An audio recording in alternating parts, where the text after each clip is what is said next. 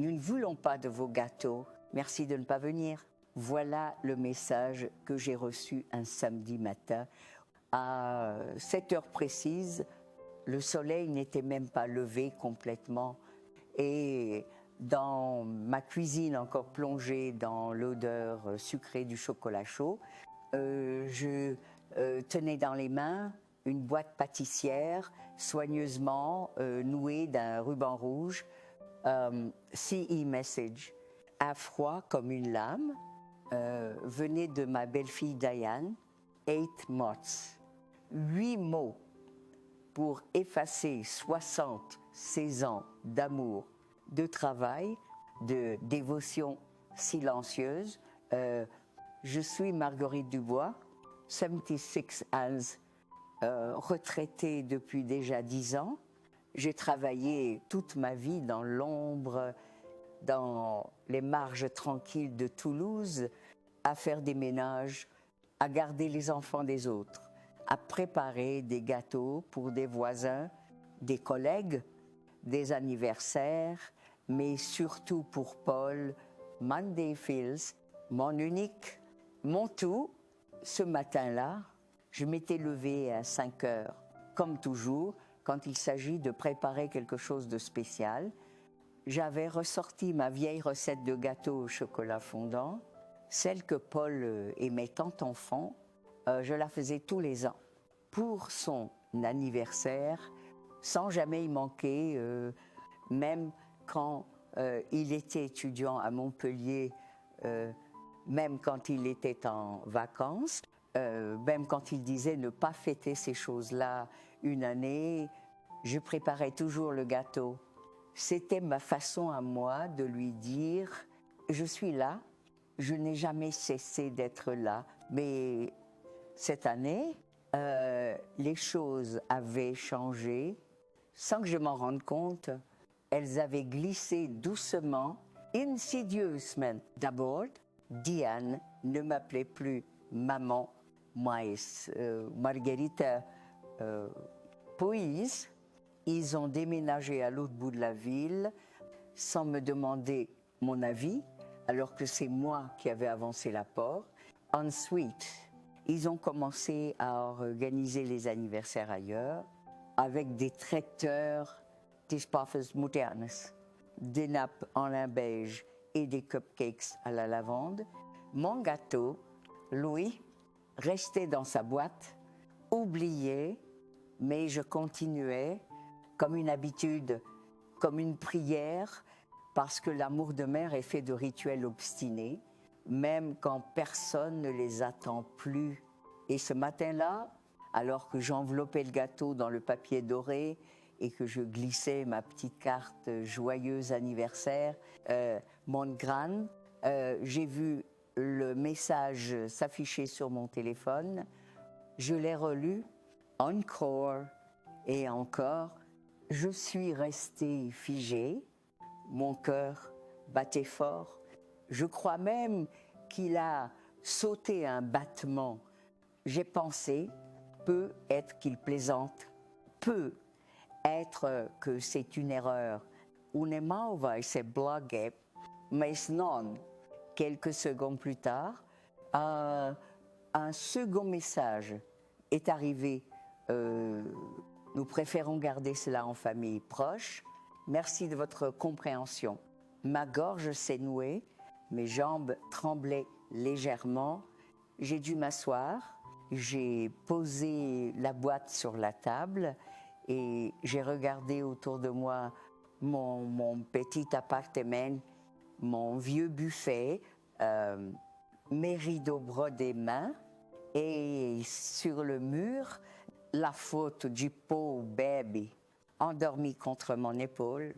J'ai tendu la main vers cette image comme si je pouvais le toucher à nouveau, retrouver ce petit garçon qui me regardait alors avec des yeux remplis d'amour et d'évidence. Je ne savais pas quoi faire. Pleurer, crier, répondre par un message tout aussi sec. Je n'ai rien fait de tout cela. Je suis allée dans la cuisine, j'ai pris une assiette, j'ai coupé une part du gâteau, j'ai versé une tasse de café et j'ai mangé seule, in silence. Ce gâteau était parfait, lisse, fondant, avec ce goût de cacao profond et tendre à la fois. Chaque bouchée me rappelait les années passées à le faire, à le partager, à le voir disparaître en sourire chocolaté. Et c'est là, en mastiquant lentement, que j'ai compris ce n'était pas juste un gâteau qu'il rejetait. C'était moi, mon rôle, ma place, Monday. Amour, devenu invisible à leurs yeux, sans valeur, sans goût, sans importance.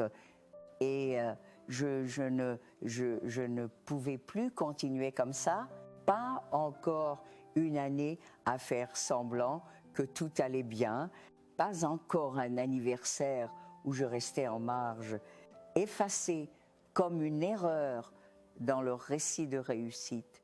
J'étais fatiguée, pas physiquement, fatiguée d'être toujours celle qui donne sans jamais être vue. Alors j'ai ouvert mon vieux carnet de recettes, celui que j'avais commencé à 17 ans avec ma mère, et j'ai écrit en grosses lettres, cette année, era Prince, ma vie, à moi. C'est là que tout a commencé, ce petit déclic, ce refus silencieux.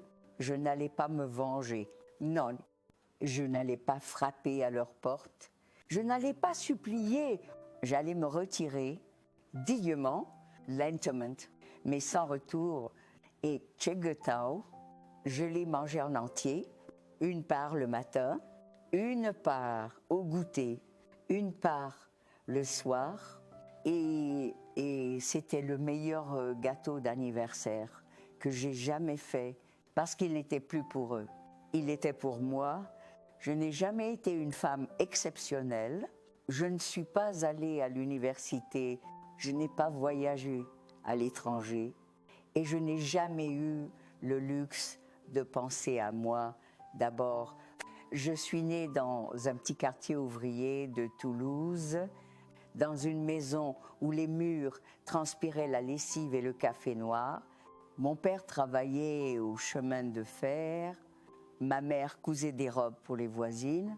Nous n'avions pas grand-chose, mais on partageait tout. C'est peu être là que j'ai appris la valeur du don, même quand on n'a presque rien à donner. Ah, 23 hands. Je me suis mariée avec Georges Dubois, un ouvrier maçon qui m'appelait toujours ma colombe, même quand je rentrais du marché avec les cheveux trempés et les bras chargés de sacs. Georges était doux, mais le travail l'a usé vite. Un accident sur un chantier l'a emporté alors que notre fils Paul n'avait que 6 ans. Je me souviens encore du soir où j'ai dû lui dire que son père ne rentrerait plus.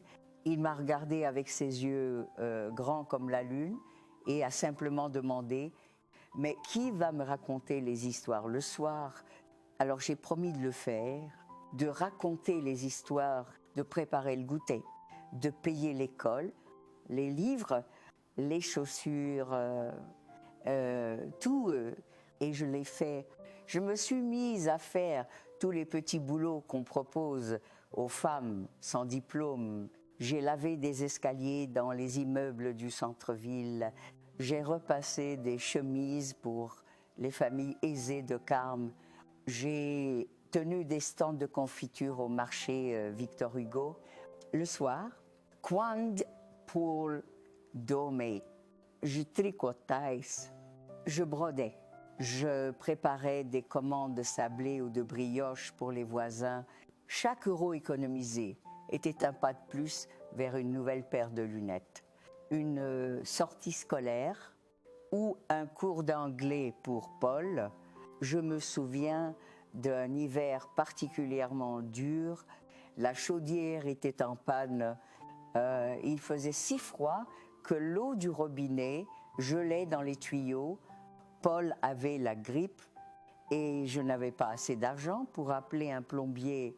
Alors je suis allée vendre mes dernières écharpes en laine au marché de Noël. J'ai passé 3 jours dehors, grelottant sous ma tente de fortune, à sourire aux passants. Avec ce que j'ai gagné, j'ai acheté un chauffage d'appoint, une boîte de médicaments et du chocolat, parce qu'un enfant malade, ça mérite au moins une tablette de chocolat. Pendant toutes ces années, pas une seule fois, pas même quand je devais marcher 1 heure pour aller au travail parce que le bus coûtait trop cher, pas même quand les mains pleines de lessive me brûlaient ou que mes genoux me faisaient hurler après une journée entière à récurer des carrelages, parce que j'avais un objectif, offrir à mon fils une vie meilleure, une vie sans sacrifices, une vie où il pourrait, lui, penser à ses rêves. Et Paul a réussi bac avec mention et tutus en gestion, un bon poste dans une entreprise de logistique, un mariage bien vu avec Diane, fille d'un pharmacien reconnu, une maison moderne en périphérie, des vacances à Barcelone, un chien de race et une voiture électrique. J'étais fière, même si je n'étais pas toujours invitée, même si je n'étais pas toujours consultée. Je me disais que c'était ça, le prix de la réussite, c'est retirer in silence, ne pas faire de vagues, laisser la nouvelle génération briller sans ombre portée. Aujourd'hui, je vis seule dans un petit appartement au 3e étage d'un immeuble ancien à Saint-Cyprien, et il y a des craquements dans le plancher et des tuiles à remplacer sur le toit. Mais j'aime cet endroit. Ma cuisine sent toujours la vanille, la levure et parfois un peu le café trop fort. Mon salon est envahi de livres de cuisine, de vieux bocaux, de moules en fer. Et dans un coin, près de la fenêtre, se trouve mon carnet de recettes, celui que j'ai commencé à 17 ans, celui que j'ai rempli au fil des années avec mes essais, mes échecs, mes trouvailles. Je continue de faire des gâteaux chaque semaine, pour moi, pour les voisins, pour la petite voisine du rez-de-chaussée qui passe parfois avec un dessin, pour la bibliothécaire qui me garde toujours une place aux ateliers de lecture. Ce sont mes petits rituels, mes offrandes discrètes au monde. Je n'ai peut être plus ma place dans la maison de Paul, mais j'ai encore ma place ici, dans ma cuisine, dans ma rue, dans ma ville. Et puis il y a Benoît, mon petit-fils, le fils aîné de Paul, Louis. Il ne m'a jamais oublié. Il m'envoie des messages, il me pose des questions sur les recettes. Il m'a même demandé de lui apprendre à faire des chouquettes. Et c'est grâce à lui que j'ai compris que ce n'est pas l'âge ni le titre de maman ou de grand-mère qui donne de la valeur à une femme. C'est ce qu'elle transmet, ce qu'elle préserve, ce qu'elle incarne.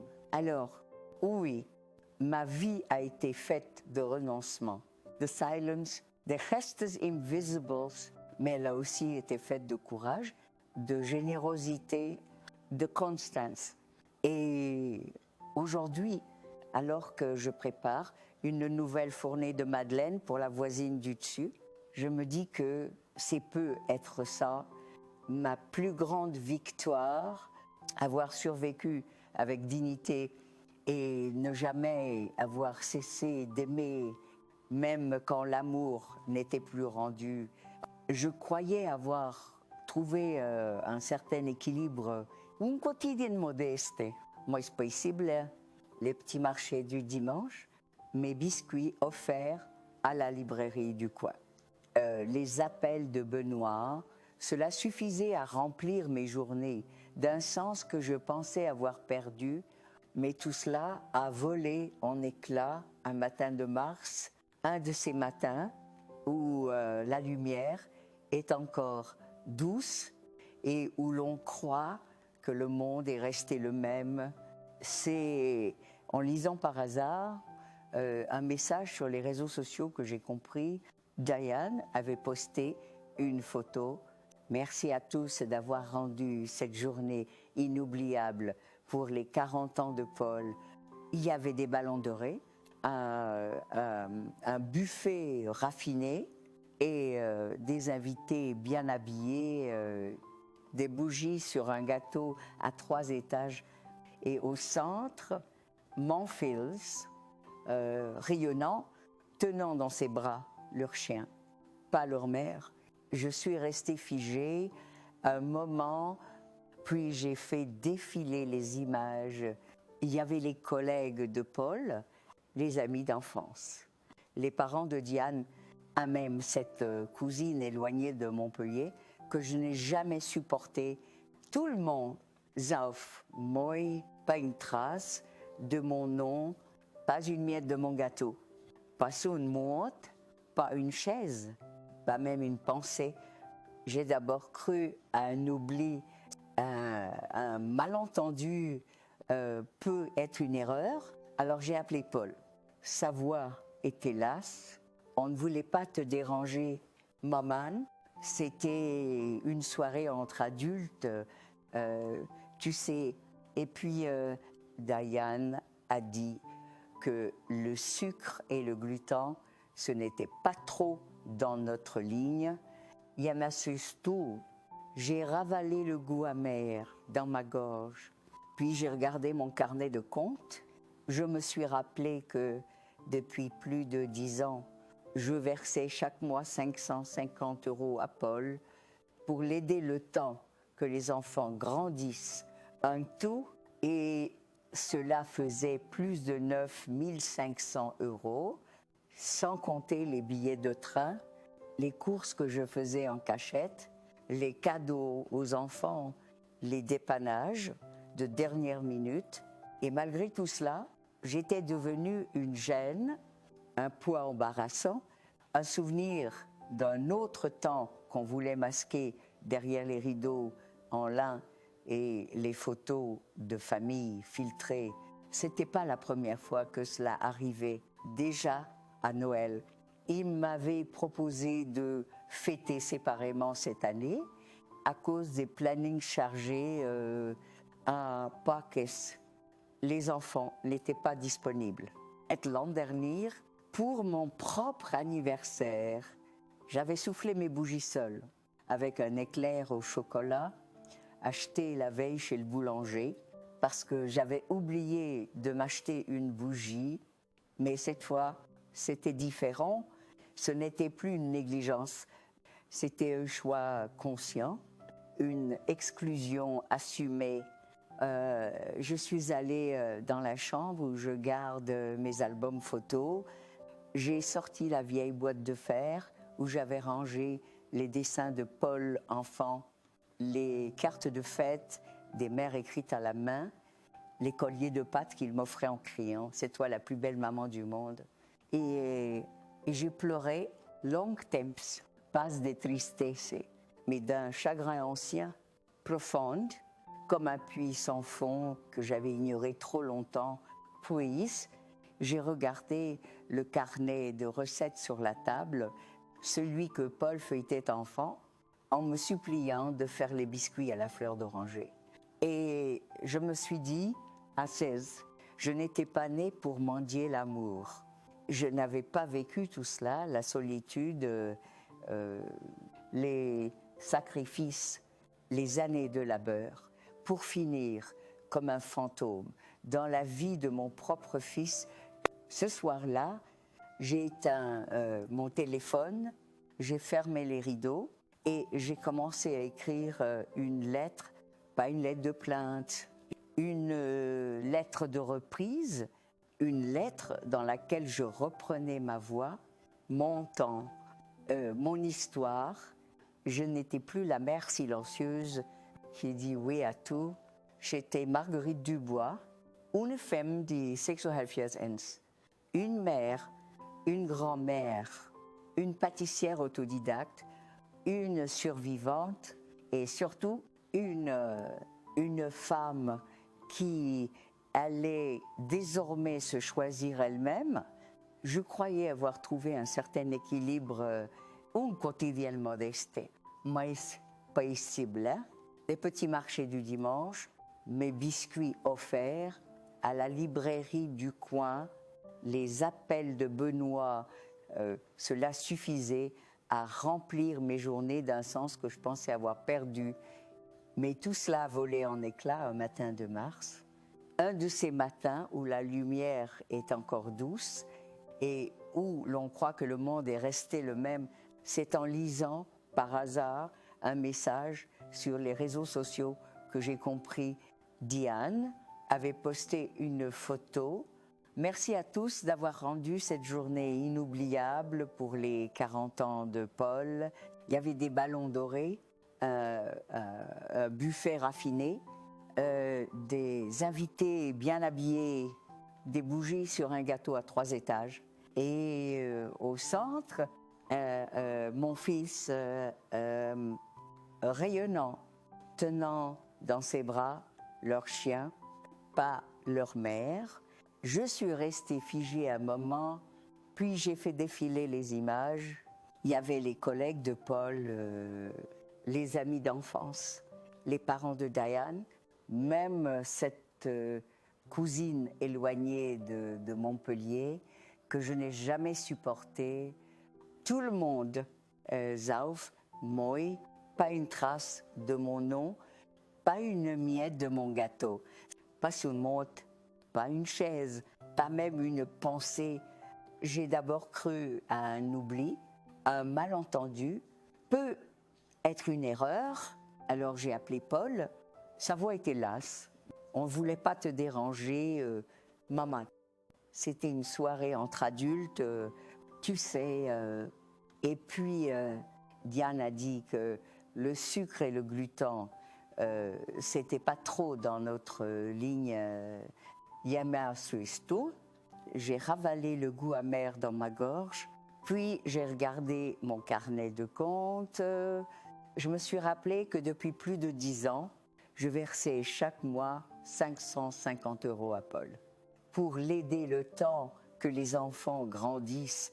En tout, cela faisait plus de 9 500 €, sans compter les billets de train, les courses que je faisais en cachette, les cadeaux aux enfants, les dépannages de dernière minute. Et malgré tout cela, j'étais devenue une gêne, un poids embarrassant, un souvenir d'un autre temps qu'on voulait masquer derrière les rideaux en lin et les photos de famille filtrées. C'était pas la première fois que cela arrivait. Déjà à Noël, il m'avait proposé de fêter séparément cette année à cause des plannings chargés. À Pâques, les enfants n'étaient pas disponibles. Et l'an dernier, pour mon propre anniversaire, j'avais soufflé mes bougies seules avec un éclair au chocolat acheté la veille chez le boulanger parce que j'avais oublié de m'acheter une bougie. Mais cette fois, c'était différent. Ce n'était plus une négligence, c'était un choix conscient, une exclusion assumée. Je suis allée dans la chambre où je garde mes albums photos. J'ai sorti la vieille boîte de fer où j'avais rangé les dessins de Paul enfant, les cartes de fête des mères écrites à la main, les colliers de pâtes qu'il m'offrait en criant « C'est toi la plus belle maman du monde ». Et j'ai pleuré long temps, pas de tristesse, mais d'un chagrin ancien, profonde comme un puits sans fond, que j'avais ignoré trop longtemps. Puis j'ai regardé le carnet de recettes sur la table, celui que Paul feuilletait enfant, en me suppliant de faire les biscuits à la fleur d'oranger. Et je me suis dit, à 16, je n'étais pas née pour mendier l'amour. Je n'avais pas vécu tout cela, la solitude, les sacrifices.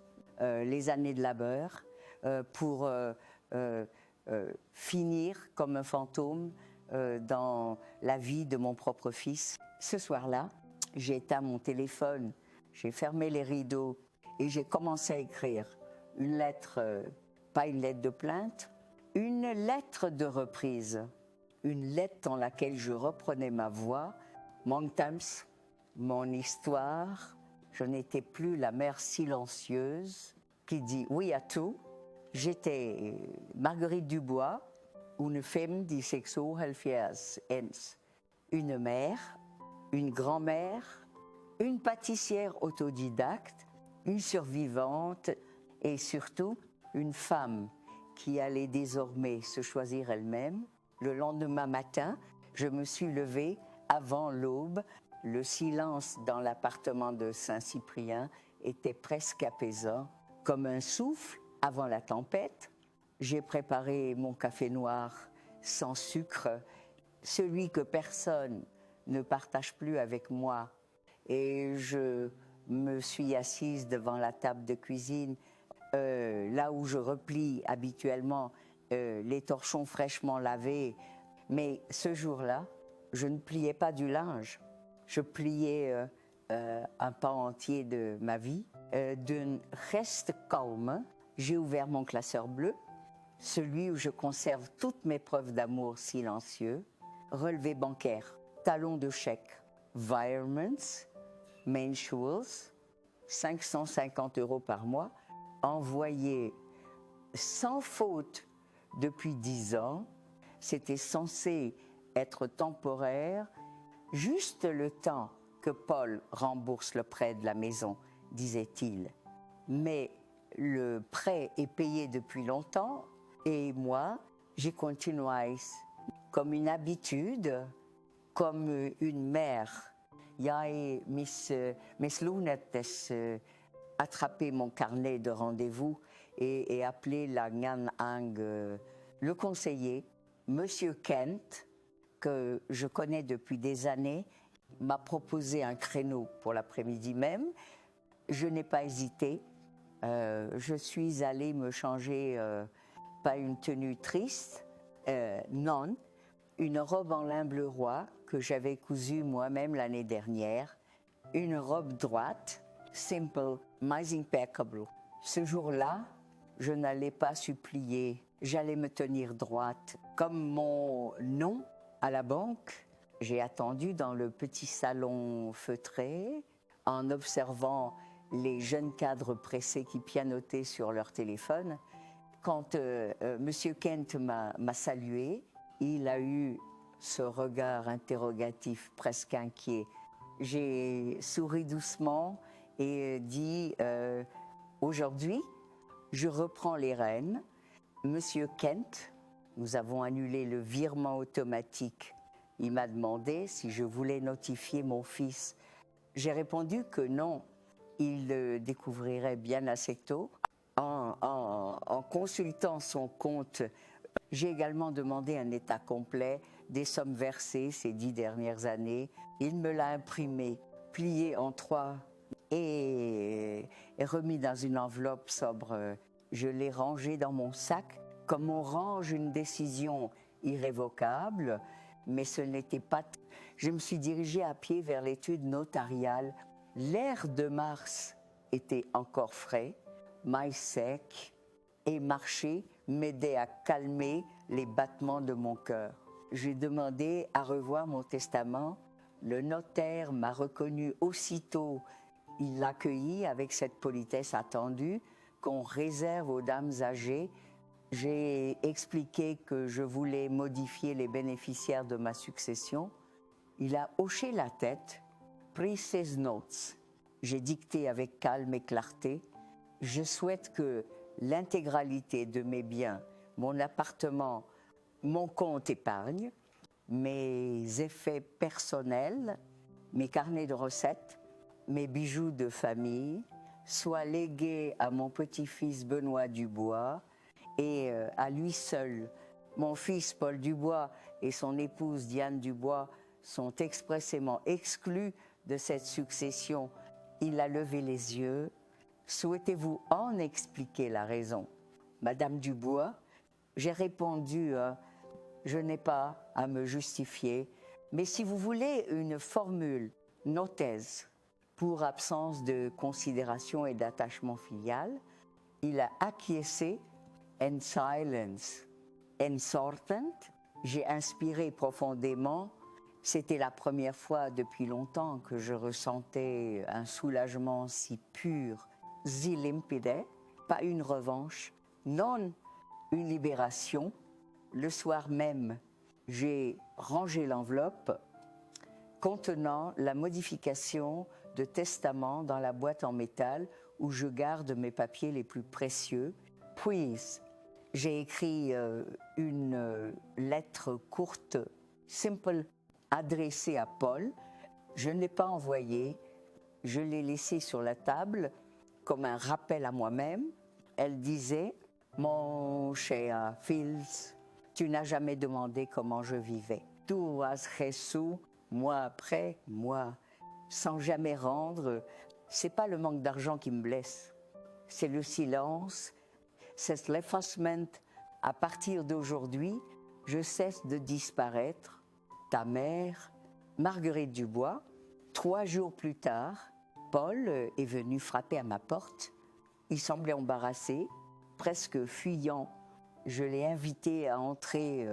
Il s'est assis mal à l'aise.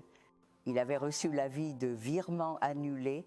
Il avait vu aussi le message de Benoît sur les réseaux sociaux, remerciant sa mamie adorée pour tout ce qu'elle lui avait transmis. Cela avait dû piquer Diane. Il a posé la question, sans détour, pourquoi je n'ai pas haussé la voix, j'ai juste ouvert l'enveloppe de la banque et l'ai posée devant lui parce que tu n'as jamais demandé comment je vais, Paul, parce que tu n'as jamais su dire merci. Il n'a pas su quoi répondre. Il a baissé les yeux et dans ce silence, j'ai compris que tout avait changé.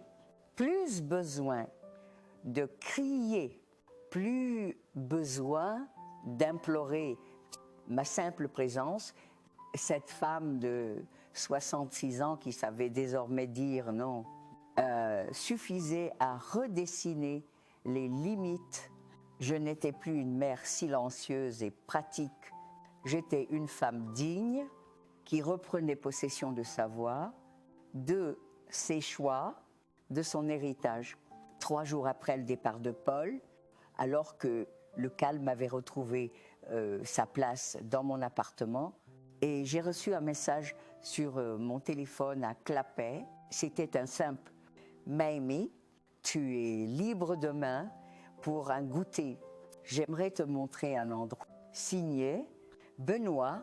Je me suis surprise à sourire, un vrai sourire, pas une de ces politesses qu'on adresse à la boulangère quand on n'a plus la force de parler, un sourire chaud, venu du ventre. Je lui ai répondu que oui, bien sûr, avec plaisir. Il m'a donné rendez-vous à 6 heures à la librairie indépendante L'Heure Bleue, dans le quartier des Carmes, une librairie que j'aimais bien dans ma jeunesse, mais que je n'avais pas fréquentée depuis des années. Le lendemain, j'ai mis un foulard en soie vieux rose, cadeau de mon défunt Marie-Georges pour mes 50 ans. J'ai pris le bus, une petite boîte en fer blanc dans mon sac, contenant quelques sablés à la lavande que j'avais fait le matin même, juste au cas où. En entrant dans la librairie, j'ai entendu sa voix avant de le voir. Il récitait un poème de Jacques Prévert devant un petit public de 5 ou 6 personnes attablées autour de tasses de thé fumant. Mon cœur s'est serré. Il avait cette diction calme, presque musicale, qui rappelait celle de son grand-père. Quand il m'a aperçu, il a illuminé la pièce d'un sourire qui n'était pas forcé. Il m'a embrassé sur les 2 joues, longuement, comme si rien d'autre ne comptait. Viens, Mamie, je t'ai réservé la meilleure table. C'était une petite table en bois près de la fenêtre, avec vue sur une cour intérieure couverte de lierre. Il m'a apporté une assiette de tarte aux mirabelles. C'est moi qui l'ai faite, avec ta vieille recette, celle que tu avais écrite à la main en violet. Tu te souviens? J'ai hoché la tête, ému. Il s'est assis et pendant 1 heure entière, nous avons parlé, pas des sujets lourds, pas de Paul, pas de Diane, mais de cuisine, de souvenirs, de mon enfance à Montauban, de ses études de littérature, de sa passion pour la reliure artisanale. Il m'a raconté comment, enfant, il s'endormait avec l'odeur de mes tartes, comment il se souvenait de mes mains pleines de farine qui lui caressaient les cheveux quand il avait de la fièvre. Tu sais, Mamie, quand j'étais ado, je trouvais sa ringarde, les confitures, les torchons brodés, les recettes écrites sur du papier jauni. Et puis, en grandissant, j'ai compris que c'était là que résidait la vraie richesse, pas dans les tables en marbre ou les buffets hors de prix, dans le goût d'un biscuit fait main, dans l'amour cousu dans les détails. Je les regardais avec une fierté tranquille. Ces garçons-là, mon petit-fils, était tout ce qu'il me restait et il suffisait. Il m'a proposé de revenir chaque jeudi après-midi pour des ateliers lecture-goûter. Tu pourrais même faire une mini-séance de cuisine après, si ça te tente. Les gens adorent apprendre les recettes d'antan. J'ai dit dolcemente. Tu veux dire une mamie en démonstration publique. Il a haussé les épaules en souriant. Une mamie célèbre, et c'est ainsi que chaque jeudi, je suis devenue Marguerite, la fée des douceurs. J'ai commencé par montrer comment faire une pâte brisée, sans balance, au toucher, comme le faisait ma grand-mère. Puis les gens ont demandé la recette de mon flan au caramel, de mes sablés noisettes.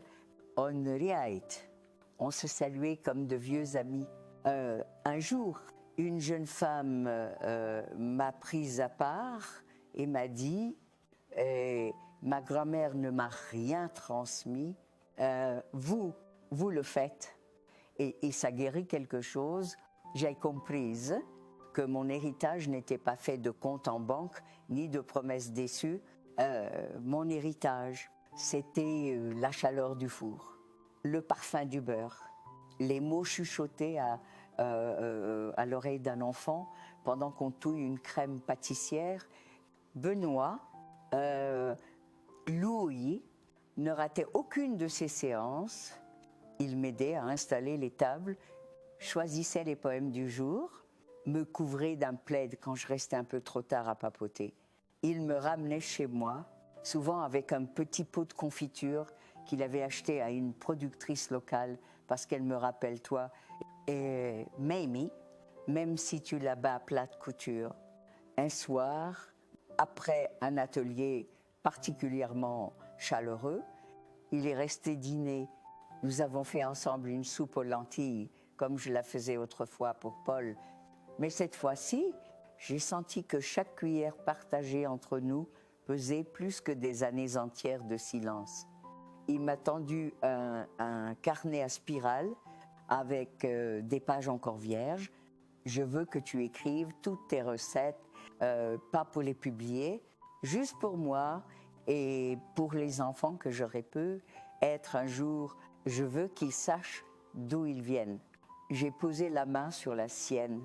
Ils viendront d'un endroit où le sucre est pesé avec le cœur. Ce soir-là, en rangeant les restes de notre dîner, j'ai senti une chaleur douce m'envelopper. j'avais peu été rejetée par mon propre fils, mais j'avais gagné quelque chose de plus précieux encore, un avenir où mes gestes simples continueraient de vivre dans d'autres mains, dans d'autres cuisines, et surtout dans un cœur reconnaissant. Je repense parfois à ce gâteau au chocolat, celui que Diane a refusé d'un message froid, comme on refuse un colis abîmé. Ce n'était qu'un gâteau, me diront certains, une pâtisserie un peu rustique, peut être trop sucrée, avec son glaçage fait maison qui craque sous la dent, mais c'était aussi mes souvenirs, mes nuits blanches passées à apprendre les bonnes proportions, sans jamais consulter un livre, juste avec le goût de Paul en tête. Et c'était l'amour en farine, en œufs battus à la main, en chocolat, noir fondu, avec patience. Et ce jour-là, dans ce message cruel, on n'a pas rejeté une recette. On m'a rejeté, et moi, mais maintenant, ce gâteau n'est plus un symbole de rejet, c'est le point de départ, les moments où j'ai dit assez, où j'ai commencé à me reconstruire, et non plus en tant que mère toujours disponible et toujours silencieuse, mais en tant que femme, en tant que Marguerite, je ne suis pas devenue une autre. J'ai simplement arrêté d'accommoder les restes du mépris familial. Je me suis réapproprié ma cuisine, mon espace, ma voix. J'ai remplacé les appels sans réponse par les rires d'enfants qui cassent des œufs pour la première fois. J'ai troqué les virements bancaires par des recettes transmises, des regards brillants, des mains qui se tendent avec respect et gratitude. J'ai tissé de nouvelles traditions plus modestes, peut être, mais infiniment plus sincères. Benoît a été le fil rouge. Il m'a rappelé que même au milieu de l'indifférence, il reste parfois une main tendue. Il m'a redonné la fierté d'être une grand-mère, mais pas n'importe laquelle, une grand-mère libre, une femme qui ne mendie plus l'amour, une femme qui choisit à qui elle donne son temps, son énergie, ses souvenirs. J'ai appris que la dignité ne se hurle pas, elle se murmure dans les gestes du quotidien. Dire non quant. On veut dire non. Couper un lien quand il vous étrangle. Refuser de rester à une table où l'on n'est jamais servi